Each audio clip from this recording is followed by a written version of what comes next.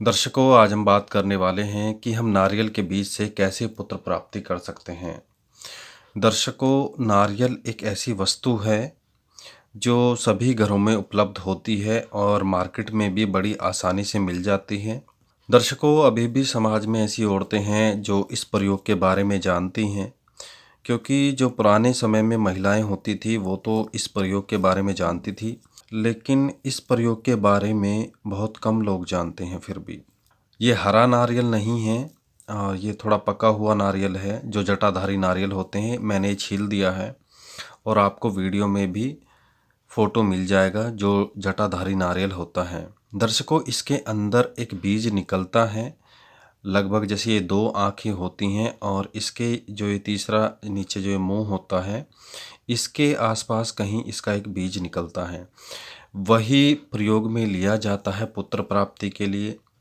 दर्शकों, एक बात और, आप इस प्रकार का नारियल ना लेकर जो एक गोला आता है जिसे सूखा नारियल बोलते हैं, जिसमें पानी नहीं निकलता है अंदर, उसे भी ले सकते हैं। उसके अंदर भी यहीं कहीं पे एक बीज बनता है, आप उसका भी प्रयोग कर सकते हैं।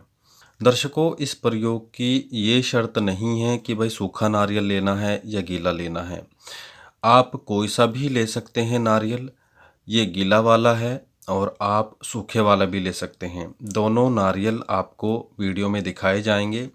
आप अपनी सुविधा के अनुसार कोई सा भी नारियल चुन सकते हैं। दोनों के अंदर बीज निकलते हैं। दर्शकों, सबसे पहले देखते हैं कि इसके अंदर बीज यहाँ कहीं निकलता है। पहले बीज को निकाल के देखते हैं, और वहाँ एक छोटी सी जगह बनी हुई होती है जहाँ पे वो बीज होता है। वो बड़ी आसानी से निकल जाता है, लेकिन आपको सावधानी से निकालना चाहिए। यदि दर्शकों निकालते समय बीज के दो टुकड़े हो जाएं या वह टूट जाए तो उसका प्रयोग हमें नहीं करना चाहिए। जो पूर्ण बीज निकलता है नारियल का, उसका ही हमें प्रयोग करना चाहिए। दर्शकों, जो सूखा नारियल होता है उसका साबुत ही निकलता है, उसके कम चांस होते हैं टूटने के। तो दर्शकों, सबसे पहले इसे हम फोड़ के देखते हैं कि इसके अंदर कैसा बीज निकलता है। दर्शकों, सबसे पहले हमें इस प्रकार ये फोड़ लेना है। उसके बाद हमें ये छिकला यहाँ से हटाना है, बड़ी सावधानी से हटाना है।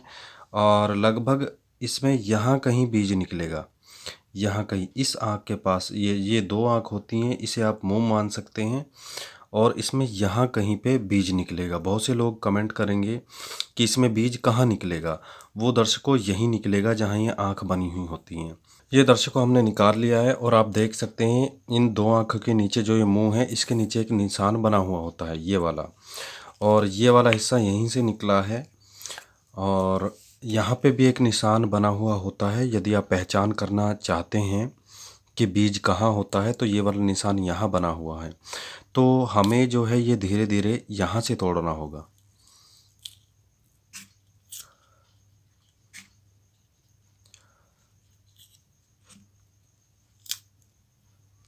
ये देखिए दर्शकों, ये जो मैंने आपको निशान बताया था कि यहाँ पे निशान होता है ऊपर, तो उसी के ठीक नीचे ये बीज छिपा हुआ होता है।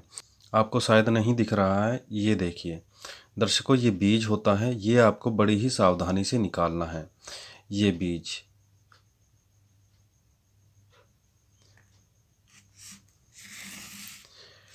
दर्शकों, यही है नारियल का बीज। ये गीले नारियल का बीज है, इसलिए ये मोटा निकला है। यदि आप सूखा नारियल लेते हैं तो ये बहुत छोटा निकलेगा, लेकिन निकल जाएगा। और इस प्रकार की जगह बनी हुई होती है नारियल में। ये आप देख सकते हैं, यहाँ पे ये जगह बनी हुई है। जो ये बीज होता है नारियल का, यहाँ जगह बनी हुई होती है, यहीं से निकलता है। पुत्र प्राप्ति के लिए केवल आपको इस बीज का इस्तेमाल करना है। दर्शकों, आप जानते हैं आपको इस बीज का प्रयोग कैसे करना है। दर्शकों, आप जानते हैं पुत्र प्राप्ति का यह बीज आपको किस प्रकार प्रयोग में लाना है। दर्शकों, सबसे पहले प्रेगनेंसी कंफर्म हो जानी चाहिए, अर्थात को गर्भधारण होने के बाद ही आप इसको ले सकते हैं। इसका प्रयोग महिलाएं करती हैं प्रेगनेंसी के दूसरे महीने में। दर्शकों, दूसरे महीने का अर्थ है कि जैसे ही प्रेगनेंसी कंफर्म होती है, अर्थात 1 महीने बाद तो हमें पता ही चलता है यदि हम टेस्ट कराते हैं कि प्रेगनेंसी हो चुकी है। जैसे ही रिजल्ट पॉजिटिव आता है, गर्भधारण हो जाता है, तो आपको ये जल्दी से जल्दी बीज ले लेना है। एक बीज आपको दूसरे महीने में लेना है, एक बीज आपको तीसरे महीने की स्टार्टिंग में लेना है, अर्थात दूसरे महीने की स्टार्टिंग में, फिर तीसरे महीने की स्टार्टिंग में गर्भ के। दर्शकों, ये हमें केवल और केवल पानी से लेना है, इसमें दांत नहीं मारने हैं, यह टूटना नहीं चाहिए। आप किसी भी दिन ले सकते हैं। बहुत से लोग बोलते हैं कि यदि मंगलवार को लें या फिर रविवार को लें या गुरुवार को लें, मतलब जो पुरुष दिन होते हैं, पुरुष ग्रहों के दिन होते हैं, उनमें श्रेष्ठ रहेगा। तो दर्शकों, आप अपनी इच्छा के अनुसार वो भी चुन सकते हैं। पानी के साथ लेना है, दूध के साथ नहीं लेना है आपको। दर्शकों, बात करते हैं आपको इसका प्रयोग कैसे करना है, लेना कैसे है।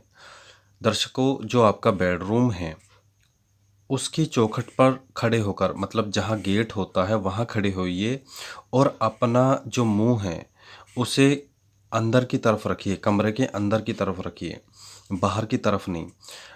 उसकी दहलीज पे खड़े होके, गेट की दहलीज पे, बाहर मेन गेट की बात नहीं कर रहा हूँ, जो बेडरूम होता है उसकी दहलीज पे खड़े होकर अपने कमरे के अंदर की तरफ मुंह रखें। एक हाथ में ये बीज रखें और एक हाथ में पानी का गिलास, और उसके बाद दर्शकों इसे जो है अपने इष्ट देव का या देवी का नाम लेकर निगल लें। यही ऐसे ही प्रयोग आपको फिर तीसरे महीने में करना है। पुत्र प्राप्ति के जितने भी दर्शकों प्रयोग हैं वो आपको दूसरे लोगों से गुप्त रखने चाहिए।